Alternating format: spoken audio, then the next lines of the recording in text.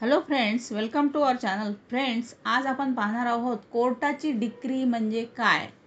तर डिक्री हा शब्दसुद्धा आपल्यासाठी नवीन आहे.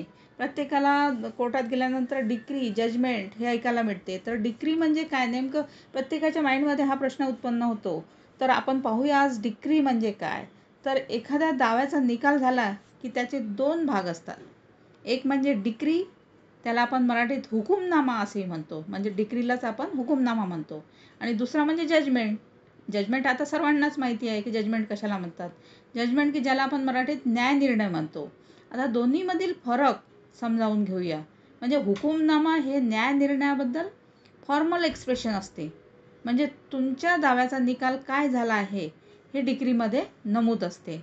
आणि जजमेंट म्हणजे न्यायनिर्णयामध्ये संपूर्ण निकालाबद्दलची कारणमीमांसा असते. म्हणजे त्या जजमेंटमध्ये सर्व रिझन दिलेले असतात की या निर्णयामध्ये काय काय आलेले आहे आणि कशाबद्दल निर्णय दिलेला आहे हे सर्व त्यामध्ये मेन्शन केलेलं असते.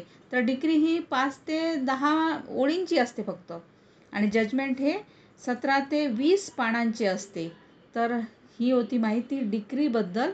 डिक्री म्हणजे काय याबद्दल संपूर्ण माहिती होती. थँक्यू.